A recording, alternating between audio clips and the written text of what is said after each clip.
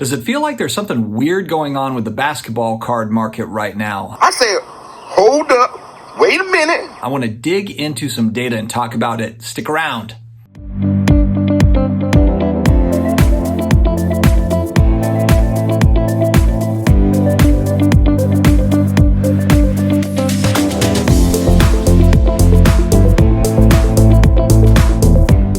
Hello to all my sports card collectors, investors, all of my collectibles friends. It is another day, another video. Apologies, guys. I have been traveling for the last few weeks, so I am a couple days behind on the videos. I went to New Orleans to watch the Bengals beat my Saints at the very last second. It was cool to see Joe Burrow up close, and even though we were short-staffed, so to speak, for the game, we were way undermanned, missing 3 starting receivers and our starting number 1 corner.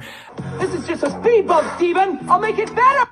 But what can you do? You know, that's part of football, and we lost at the last second, but I'm back and I am ready to get back to it. If you're new here, please hit that subscribe button down below. We're coming out with just about daily sports card, collectible style content, and it's a good time. Also connect with me on IG at SportsCardDad, and I'm also on the Twitter, the SportsCardDad. Thanks to today's video sponsor, Card Shop Live, run by one of my hobby friends, Mike Gio. Definitely check out the app. I'll put the links in the video description as well as in the comment section pinned. Card Shop Live, check them out.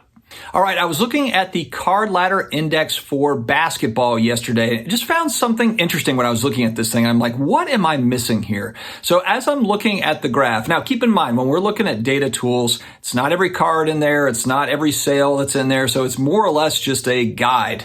And so I'm looking at the basketball index, and it just looks like everything is really high. Like when I'm looking at the graph, it's like, okay, it bounced up and it's come back down, but all I'm hearing is that a lot of cards are down, 50, 60, 70, 80, 90% for modern basketball. And so I wanted to dig into this further and see what is going on. Could there be some opportunities out there, or just what's the story? So as I'm looking at the cards that they're tracking in here, they have got last sale, and they've also got card ladder value, which is essentially kind of their algorithm to try to estimate what the current value of that card is. And really what they're looking at is, you know, when did this sell last? So the one card that they've got here is a LeBron James. It's a logo auto, 1 of 1 ultimate collection, and it last sold in 2016 for $312,000. So it hasn't sold in 6 years. It's a 1 of 1. And so they've got it estimated if it went to auction today that it would sell at $8.96 million. And that's what this graph is based on. It's based on these card ladder values. So I think part of the issue with this is that obviously we don't know what it would sell at auction, but I don't think it's crazy to think that obviously it would sell for more than $312,000 today, just because 6 years ago, much different world. And that particular card is a huge card. So that's an example of just kind of a monster card. It's certainly in the millions, and who knows, maybe it's 15 million and not 8.9 million, but trying to estimate that is really tricky. And so when I was looking at this, though, it looks like to me a handful of players are kind of holding this thing up. Because again, you look at the graph and you're like, how is it possible that so much of this stuff is way down, but this graph doesn't look too bad? It actually looks like it spiked way up and then it came back down some, but hey, we're still ahead of the game. And you can look at Jordan and Kobe and LeBron, Steph Curry, Giannis, and then vintage basketball. Even the 86 Fleer Jordan rookie and the PSA 10. Of course, we always hear about, hey, this thing went to $800,000 and now they're selling it $170, $180K. Yeah, but 3-4 years ago, it was a $30,000 card. So a lot of people are still way up on this card. On a much smaller scale, in 2018, I bought this PSA 6 Pete Maravich rookie. I bought it for about $200. I think it was $190. And now it's about a $700 card, $680, $690 card.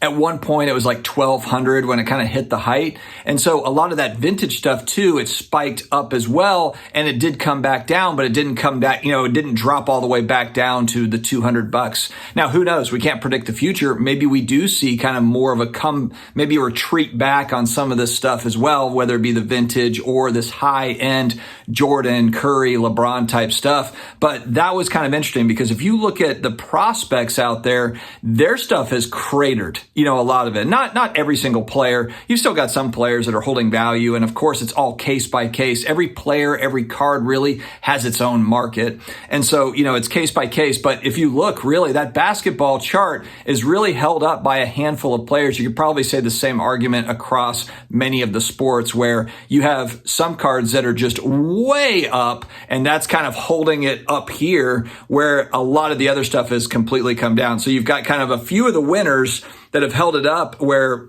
all the rest of them have been really pulling back hard.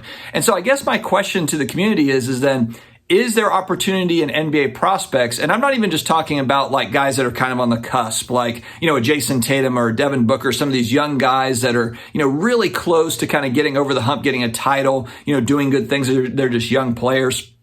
Luka, I guess you could throw in that mix as well, although his stuff is pretty darn expensive. I have to assume there's a lot of folks out there that are doing some prospecting on players that they think are going to get some playing time, and they're maybe buying cards for dirt cheap. Because ultra modern basketball stuff, like I said, it's just gone way down over the last 18 months. I mean, really that was something, especially during kind of the bubble and the pandemic, that bubble basketball, the playoff stuff, that was where you really had kind of these prospect guys pop off, their cards shoot up. Of course, we don't really see that now, and I don't know if we'll ever see it quite like we did, 2 years ago again. But is there an opportunity there for some of these guys? And again, there will be some of these guys that come out of the woodwork, and then turn into starters or whatever, and their cards were dirt cheap. The problem with prospecting, it's not a problem, it's just the challenge of prospecting is you don't know which ones. You might have to buy 30 or 40 of them, and when the 2 or 3 hit, that maybe that makes up for the other ones. We talked about that with, art dealers doing that in the past, where they were basically just buying a bunch of different artists, and you just need one Picasso to make up for all the ones that just don't pan out. So I just thought that was interesting, though, when I was looking at that graph. It makes it seem as if kind of the basketball cards, they've gone way up and they've come down, but it's really, it's a small percentage of cards, in my opinion, that are really holding that graph, and there's so many others that have really been trying to pull it down. It was just interesting. But guys, let me know your thoughts in the comments. Are you excited about NBA season opening up today? Have you been getting into basketball? Are you waiting to get into basketball? I know there's a lot of emphasis on baseball right now. Oh, you got baseball playoffs, and you got a lot of new baseball products coming out as well. So maybe there's not as much of a focus on basketball quite yet, or maybe you've already been there. Let me know your thoughts in the comments. Stay healthy, stay awesome, and I will talk to you again later.